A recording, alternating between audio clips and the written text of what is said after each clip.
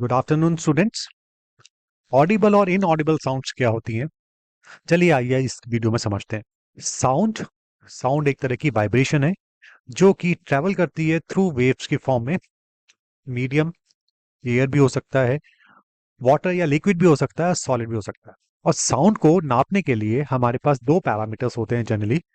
एक फ्रीक्वेंसी के रूप में नापा जाता है, दूसरा उसको एम्पलीट्यूड के रूप में नापा जाता है। तो आज की इस वीडियो में हम फ्रीक्वेंसी के एस्पेक्ट को एनालाइज करेंगे। एनालाइज करने से पहले ये समझ लेते हैं फ्रीक्वेंसी क्या होती है।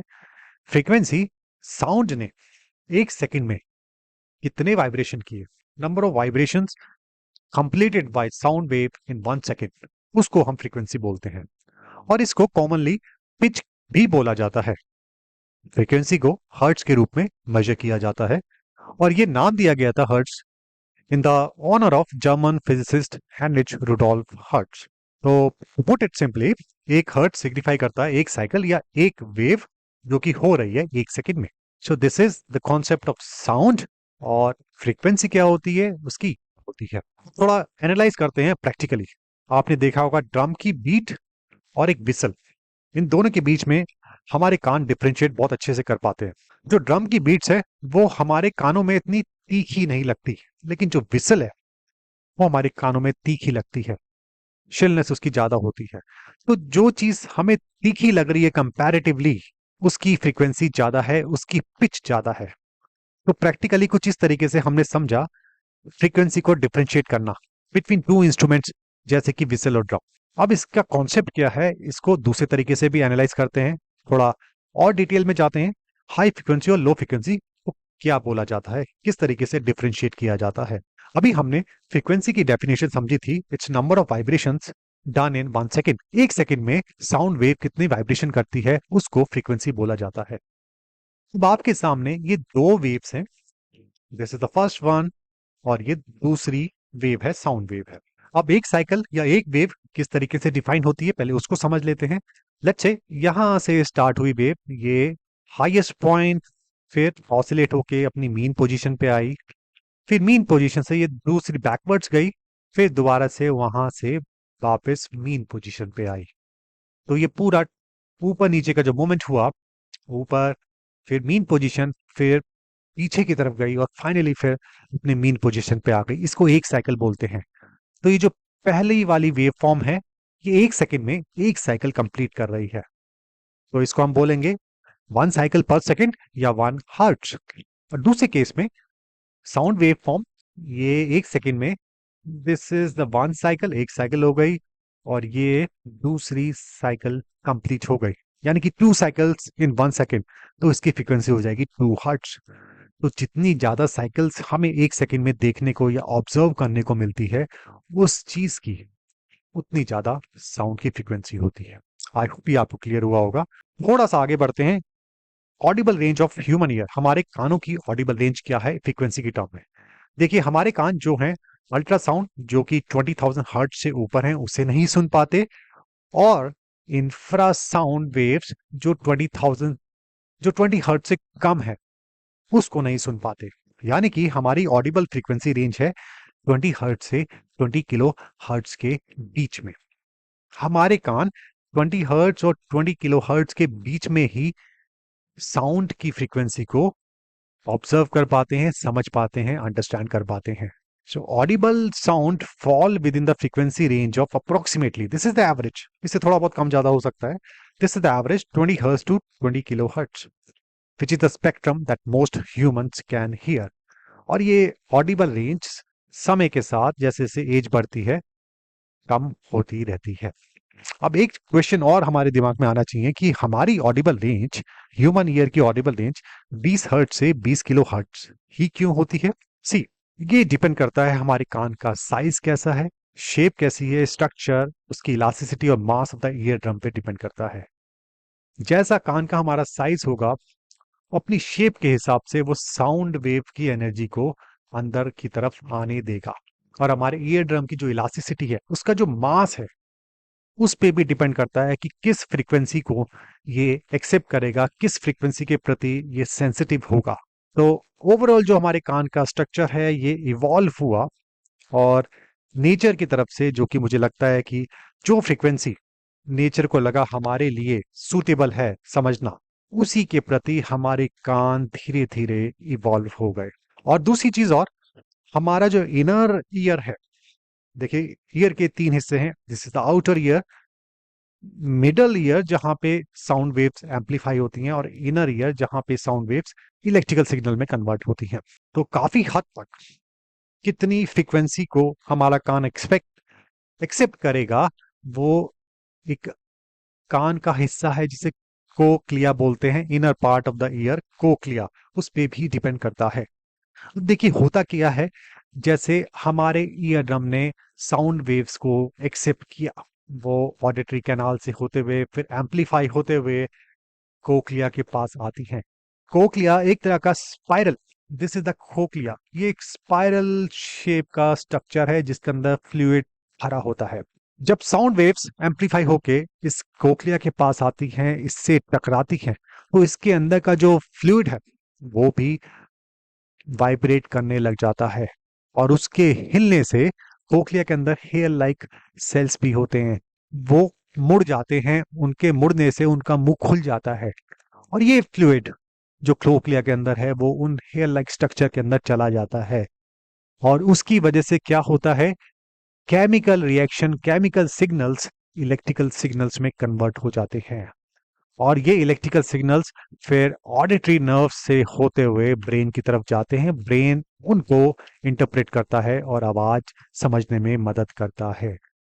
तो काफी हद तक कोक्लिया डिसाइड करता है कि किस फ्रीक्वेंसी की साउंड वेव वो एक्सेप्ट करेगा और उसको इलेक्ट्रिकल सिग्नल में बदलेगा।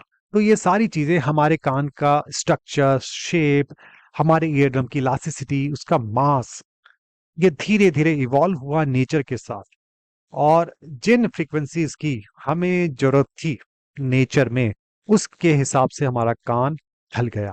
अब आगे बढ़ते हैं। कुछ एनिमल्स हैं जो इंफ्रासोनिक फ्रीक्वेंसी को डिटेक्ट कर सकते हैं, हमारे कान तो नहीं कर सकते। इंफ्रासोनिक मतलब 20 हर्ट्ज से नीचे की जो फ्रीक्वेंसी है, साउंड फ्रीक्वेंसी, वो हम लोग डिटेक्ट नहीं कर सकते, लेकिन कुछ एनिमल्स हैं, और भी हैं लेकिन हमने कुछ एग्जांपल्स लिए, वो इसको बहुत अच्छे से डिटेक्ट कर सकते हैं। राइनोसिरोस, राइनोसिरोस के पास एक्सेप्शनली एक्यूट हियरिंग होती है, जो कि इंफ्रासाउंड फ्रीक्वेंसी को एज लो एज 4 हर्ट्ज तक सुन सकता है, जो कि हमारी फ्रीक्वेंसी रेंज एक्सेप्ट करने की जो लोअर फ्रीक्वेंसी रेंज है उससे बहुत कम है। दूसरा है एलिफेंट्स, एलिफेंट की इंफ्रासोनिक साउंड को सुनने की क्षमता भी बहुत अच्छी होती है। They can detect infrasound as low as 14 to 16 hertz. और अगर फॉरेस्ट में शांति है तो वो ये जो इंफ्रासोनिक साउंड्स हैं 3 किलोमीटर दूर से भी आ रहे होंगे तो उसको भी ये डिटेक्ट कर लेते हैं। They have such a good hearing and amazing infrasonic accepting powers. अब बात करते हैं बेलिन वेल्स की। उनके पास भी बहुत अच्छी एबिलिटी होती है to communicate through infrasonic sounds which are as low as 7 hertz, और उनकी हियरिंग रेंज 7 हर्ट्ज से 35 किलो हर्ट्ज होती है। मतलब कि हमारी जो रेंज है उसकी लोअर रेंज से भी कम और अपर रेंज से भी ज्यादा। This is something which is very interesting and amazing. Pigeons possess the remarkable ability to hear infrasound।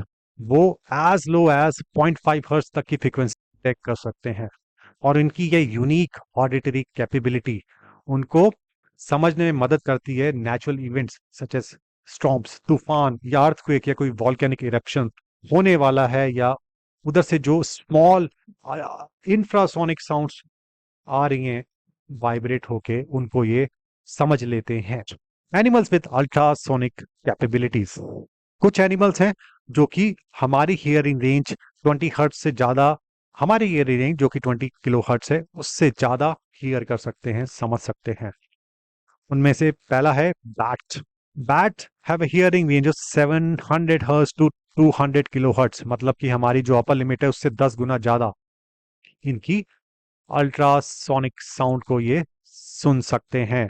Their sensitive hearing is crucial for navigating dark and hunting prey using echolocation। अब ये किस तरीके से रात को ये रास्ता पता करने के लिए या हंट करने के लिए ये साउंड एमिट करते हैं, लाउड साउंड एमिट करते हैं।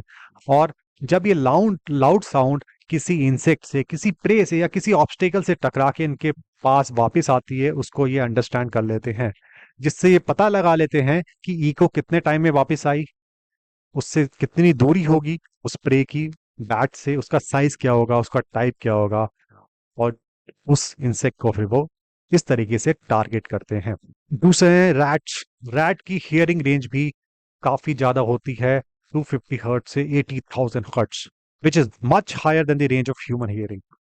Rats are most sensitive to sound between 8 hertz to 38 kilohertz. ये अपने छोटे बच्चों के साथ कम्युनिकेट करते हैं अराउंड 50,000 हर्ट्ज, जो कि हम लोग नहीं सुन सकते। हमारी हियरिंग कैपेबिलिटी 20,000 हर्ट्ज है, और ये अपने बच्चों के साथ 50,000 हर्ट्ज की फ्रीक्वेंसी पर कम्युनिकेट करते हैं, which is well beyond the range of human hearing. Dolphins. Dolphins के पास भी काफी ब्रॉड रेंज है फ्रीक्वेंसी की, साउंड फ्रीक्वेंसी को एक्सेप्ट करने की, 2 to 2 lakh hertz, more than humans. और ये bottle nose dolphins can detect sounds up to 160 kilohertz. They utilize high frequency sound for echo location, जो कि अभी मैंने डिस्कस किया बैट्स के केस में, और lower frequency for social interaction. Dogs की बात करें, अगर डॉग आपने देखा होगा, अगर आपने पाला है तो वो अपना सर इधर उधर हिलाता है, उसके कान भी घूमते रहते हैं, अगर आप नोटिस करेंगे तो आप ये मत सोचिएगा ये उसकी एक्टिविटी ऐसी कुछ बिना बात की कर रहा है। He might be accepting ultrasonic frequencies which are as high as 45,000 hertz. Dogs के पास यूनिक कैपेबिलिटी होती है अल्ट्रासोनिक साउंड को सुनने की, which is much greater than human range of 20 hertz to 20 kilohertz. चलिए एप्लीकेशंस ऑफ इंफ्रासाउंड समझते हैं आप। Infrasound can be detected by humans by using seismographs. Seismograph एक तरह का इक्विपमेंट है जो कि लो साउंड फ्रीक्वेंसीज को, जो कि 20 हर्ट्ज से नीचे हैं, जो कि हमारे कान डिटेक्ट नहीं कर सकते, उनको सुनने में मदद करती है। To detect the changes in air pressure caused by ground shaking, many seismic stations have infrasound sensors next to the seismometer, especially for volcano monitoring. तो जो सिस्मोमीटर है वो eruptions कहाँ होने वाले हैं उसको डिटेक्ट करने में मदद करता है। एयर प्रेशर में चेंजेस आ जाते हैं, वाइब्रेशंस होने लग जाती हैं, जो कि small vibrations, low frequency vibration को सिस्मोमीटर डिटेक्ट कर लेता है, और हमें पहले से पता लग जाता है कि यहाँ पे वॉल्केनिक इरप्शंस होने वाली हैं। Infrasound has the ability to travel great distance with minimal dissipation due to its low frequency characteristics. जिस वेव की लो फ्रीक्वेंसी होगी, it can travel longer distance with minimal dissipation in its energy. और एक example है, a notable example is the infrasound waves generated by the 1883 eruption of Krakatoa which is in Indonesia. और उसकी जो waves थी which circled the earth many times, उसकी जो infrasonic waves थी वो पूरे अर्थ में काफी बार ट्रेवल कर चुकी हैं, क्योंकि कम फ्रीक्वेंसी है तो एनर्जी डेसिपेशन उसमें कम होता है। और दूसरा, ये अर्थक्वेक कहाँ आने वाले हैं, सिस्मोमीटर ये एप्लीकेशन है इंफ्रासाउंड की, जो हमें मदद करता है अर्थक्वेक आने में। अब अर्थक्वेक आने में कब आने वाला है वो तो एग्जैक्टली नहीं बता सकते, लेकिन जो इसकी वाइब्रेशंस हैं वो सिस्मोमीटर डिटेक्ट कर लेता है, जिससे जो गवर्नमेंट अथॉरिटीज हैं या जो लोकल गवर्नमेंट है वो अपने सिटीजन्स को, लोगों को बोलती है कि आप इस एरिया को वेकेट कर दीजिए। तो इससे हम, इस एप्लीकेशन से हम लोगों की जान बचाने में हमें मदद मिलती है। Application of ultrasound. अब अल्ट्रासाउंड की एप्लीकेशंस को हम समझते हैं। Ultrasound is used to scan the presence of kidney stones. हमारे अगर किसी की किडनी में स्टोन्स हैं तो अल्ट्रासाउंड की मदद से हम पता लगा सकते हैं कि बड़े स्टोन है उनका साइज क्या है। एंडोक्राइन, हमारे गले में क्या एबनॉर्मेलिटीज हैं due to thyroid and parathyroid gland, अगर उनमें कोई प्रॉब्लम आ जाती है, इन्फेक्शन आ जाती है, तो उसको डिटेक्ट कर सकते हैं हम यूजिंग अल्ट्रासाउंड वेव्स। और उसकी इमेजिंग से हम पता लगा सकते हैं कि हमारे एंडोक्राइन ग्लैंड में कुछ प्रॉब्लम है या नॉर्मल फंक्शन कर रहे हैं। अगर प्रॉब्लम है तो उसमें क्या प्रॉब्लम है। Next, ultrasound examination enable doctors to view blood vessels, muscles, joints, जो कि मदद करता है डायग्नोस करने में कि कोई मसल इंजरी तो नहीं, नर्व टिश्यू ठीक है, आर्थराइटिस की कंडीशन तो नहीं बन रही, ऑस्टियोपोरोसिस की कंडीशन तो नहीं बन रही। तो ये अल्ट्रासाउंड इमेजिंग से हमें पता लग सकता है कि बॉडी में कोई प्रॉब्लम तो नहीं, जॉइंट्स मसल्स में या ब्लड वेसल्स में। This is something which is very interesting. Cardiology, echocardiogram, जिसको इको भी बोलते हैं, to detect people suffering from heart disease. Heart की इमेजिंग हमें दिख जाती है अल्ट्रासाउंड से।